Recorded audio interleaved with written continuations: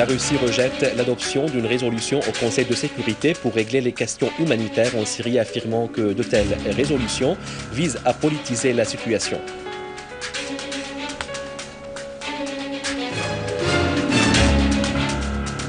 Ban Ki-moon se dit confiant de l'engagement de Damas au délai fixé pour détruire ses armes chimiques le 30 juin 2014. Des dizaines de morts et de blessés irakiens dans une série d'attentats à Bagdad au moment où l'armée poursuit la traque des terroristes d'Al-Qaïda.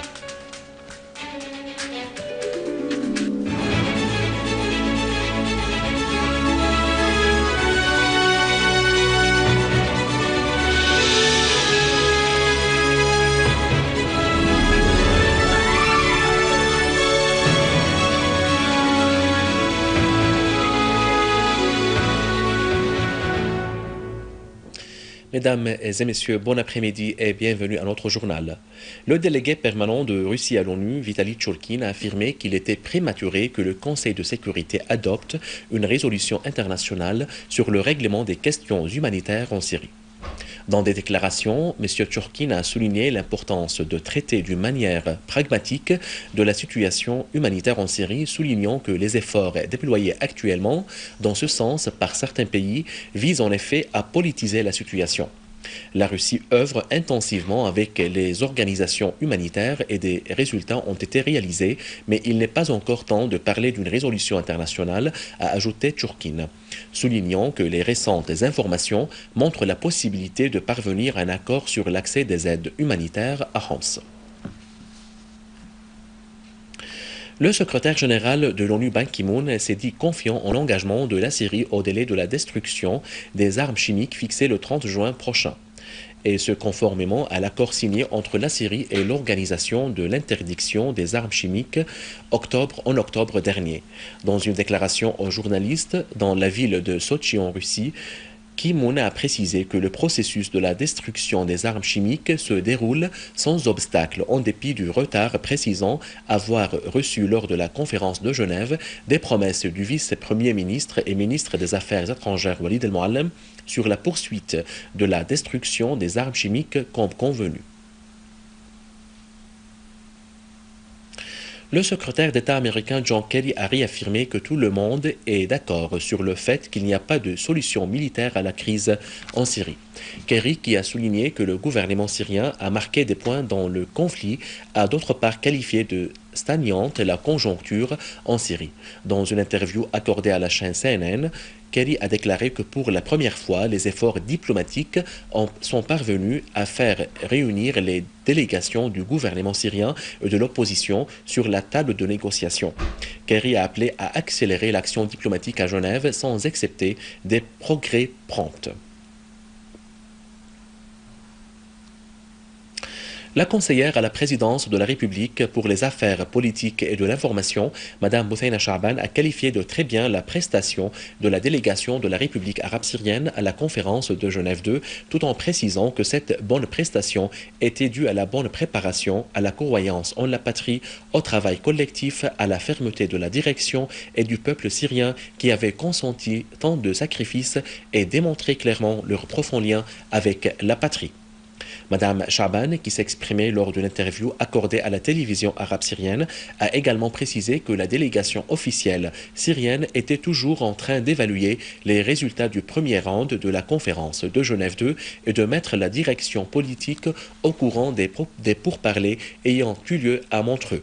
La délégation officielle syrienne se prépare aussi au double niveau stratégique et politique au prochain round de pourparlers, a révélé Mme Chaaban, tout en soulignant que la décision de la reprise des pourparlers n'a pas encore été prise et qu'on attend toujours les directives de la direction politique et du président Assad dans ce sens.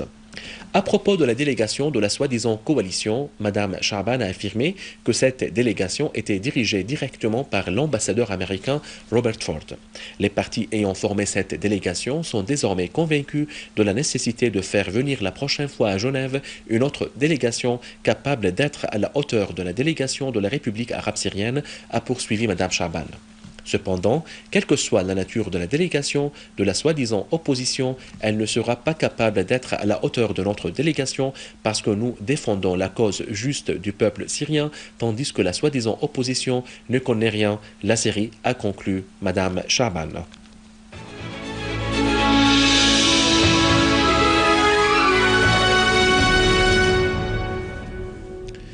Dans une déclaration à l'agence d'information arabe syrienne Sana, une source militaire a affirmé qu'une unité de l'armée arabe syrienne avait repoussé un groupe terroriste armé qui avait tenté de s'infiltrer dans la zone d'Al-Bayadr à Ma'loula à Damas, campagne liquidant tous ses membres.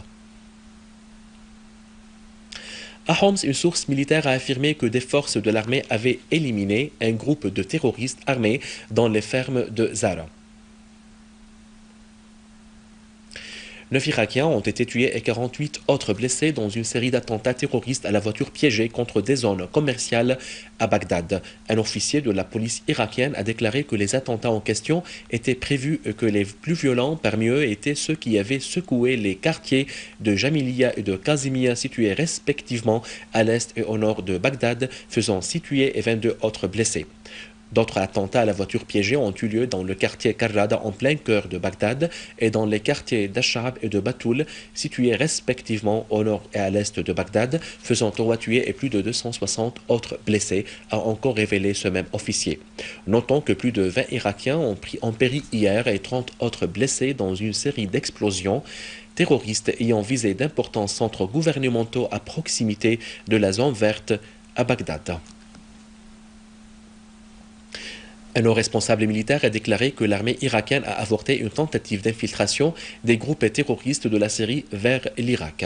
D'autre part, les forces de sécurité ont mis la main sur un atelier pour la fabrication des engins explosifs et une grande quantité d'armes et de munitions dans la région des usines à l'est de la capitale, Bagdad. Une unité de l'armée irakienne a démantelé un engin explosif planté dans la région d'Abu Ghraib sans aucun incident.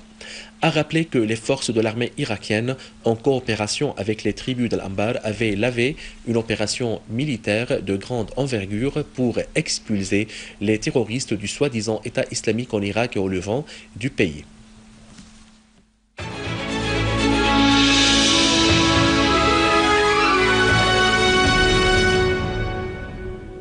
Sous le patronage de la ministre de la Culture, Lubna Mshawah, un colloque sous le thème « L'avenir de la Syrie » commence aujourd'hui et a été organisé hier au théâtre Hamra à Damas. Le colloque est animé par le globe-trotter syrien Adnan Azzam et la présidente du réseau Nostia, Madame Aïssar Midani.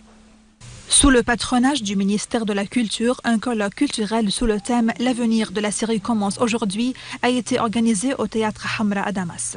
Le colloque s'est déroulé sur 2 axes, à savoir l'édification de l'homme et la connaissance de soi-même et de l'autrui. Dirigé par Ihab Hamid, le colloque est axé sur 2 essais du globe-trotter Adnan Azzam et de Madame Aïssar Midani, présidente du conseil des secrétaires du réseau des chercheurs et des innovateurs syriens à l'étranger Nostia. Dans son intervention, Midani a fait noter que ces 3 dernières années d'agression systématique contre la Syrie rendent difficile la réhabilitation de l'homme ainsi que le rétablissement de la cohésion et de l'espoir dans les esprits qui ont éprouvé les malheurs les plus durs en raison du terrorisme des groupes armés. Je pense que les principes essentiels de la reconstitution, de la reconstruction de l'être humain, c'est remettre en place les principes du respect. Le respect de l'un, le respect de l'autre, le respect de la femme, le respect de l'enfant, le respect des amis, le respect de tout le monde, des adultes, et le respect de la patrie, des symboles de la patrie, le respect de du président, de l'armée. Ce sont toutes des valeurs essentielles dans la constitution de l'être et dans la constitution de l'être humain. À son tour, le globe-trotter Adnan Azzam a souligné l'importance de faire face au plan de l'Occident sioniste qui ne cesse de viser la région et notre pays depuis des centaines d'années. Nous nous sommes rencontrés aujourd'hui dans le cadre de cette réunion pour discuter comment le peuple syrien, comment la jeunesse syrienne peut se lever pour riposter à cette agression occidentale contre le peuple syrien.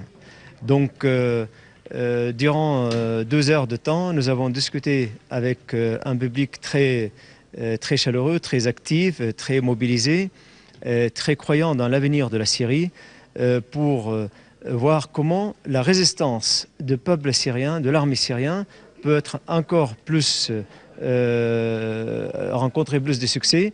Dans son livre L'Occidentalisation, Azzam souligne qu'il est du devoir du monde arabe de bien connaître l'Occident tout en adoptant l'esprit de la résistance contre l'assimilation des idées exportées de l'Occident. Et cela se fait par un processus sérieux d'édification du soi-même dans le monde arabe. À la fin de ce journal, je vous rappelle les principaux titres. La Russie rejette l'adoption d'une résolution au Conseil de sécurité pour régler les questions humanitaires en Syrie, affirmant que de telles résolutions visent à politiser la situation.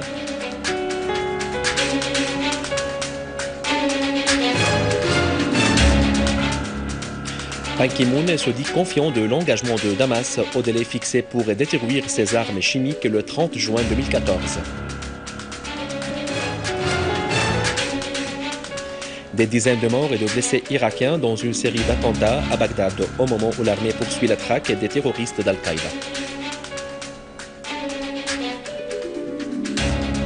Mesdames et messieurs, c'était notre journal d'aujourd'hui. Merci de l'avoir suivi et au revoir.